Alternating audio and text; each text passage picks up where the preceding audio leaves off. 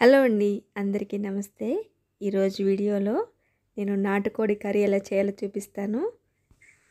మీరు కూడా ఒకసారి ట్రై చేసి ఎలా వచ్చిందో నాకు కమెంట్ చేయండి. ఇప్పుడు ఎలా చేసుకోవాలో చూపిస్తాను. ముందుగా 1 కేజీ నాటుకోడి తీసుకుని నీట్గా వాష్ చేసేసి పెట్టుకున్నానండి. ఇలా మొత్తం క్లీన్ చేసుకున్న తర్వాత దీంట్లోకి సాల్ట్ 1 స్పూను, అలాగే కారం 3 స్పూన్స్, 1 స్పూన్ చికెన్ మసాలా, అలాగే 1 స్పూన్ ధనియాల పౌడర్, 1/2 టేబుల్ స్పూన్ జీలకర్ర పౌడర్ వేసుకొని బాగా కలిపేసుకోవాలి. మసాలా అంతా పట్టాలండి ముక్కలకి. ఇలా కలిపేసుకున్న తర్వాత దీన్ని మూత పెట్టి పక్కకు పెట్టేసుకుందాం. ఇప్పుడు స్టవ్ మీద ఒక కడాయి పెట్టుకుని దాంట్లోకి ఒక 4 స్పూన్ల వరకు ఆయిల్ వేస్తున్నానండి. ఆయిల్ కొంచెం ఎక్కువే పడుతుంది. ఇలా వేసుకున్న తర్వాత దీంట్లోకి స్పైసెస్ అండి, ఒక 4-5 లవంగాలు, ఒక స్టార్ నైస్, చిన్న దాల్చిన చెక్క, 1 స్పూను షాజీరా వేసుకొని వేయించేసుకుంటున్నాను. అలాగే పచ్చిమిర్చి ఒక 4-5 కట్ చేసుకుని వేసుకున్నాను. కరివేపాకు కూడా ఒక 2 రెమ్మలు తీసుకున్నాను. ఇలా వేగిన తర్వాత దీంట్లోకి ఒక 4 ఎండుమిర్చి వేస్తున్నానండి. ఎండుమిర్చి చాలా బాగుంటుంది టేస్ట్. ఇలా వేగిన తర్వాత దీంట్లోకి ఆనియన్స్, ఒక 4 ఆనియన్స్ కట్ చేసుకుని వేసుకుంటున్నాను. మనకి గ్రేవీ కోసం ఒక 4 ఆనియన్స్ అన్న పడతాయి. ఇలా వేయించుకున్న తర్వాత దీంట్లోకి 1 స్పూన్ సాల్టు, అలాగే కొంచెం పసుపు కూడా వేసుకోవాలి.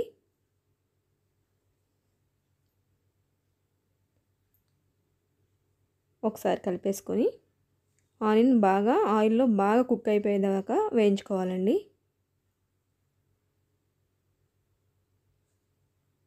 చూడండి, ఇలా వేగిన తర్వాత దీంట్లోకి అల్లం పేస్ట్ వేసుకోవాలండి.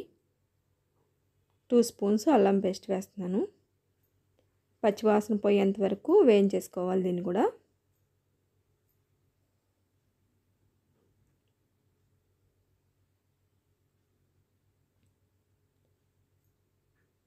ఒకసారి కలిపేసుకొని బాగా ఇప్పుడు దీంట్లోకి ఒక 2 టమాటాలు చిన్న సైజు కట్ చేసుకొని వేసుకుంటున్నానండి.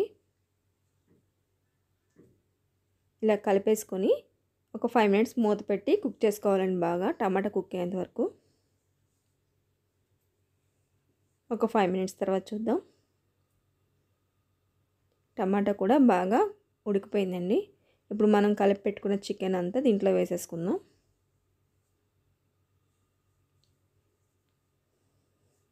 ఇదంతా కలిసేలాగా కలిపేసుకొని ఇప్పుడు మూత పెట్టేసుకుందామండి. ఒక 10 మినిట్స్. స్టవ్ మీడియం ఫ్లేమ్లోనే పెట్టుకోవాలి.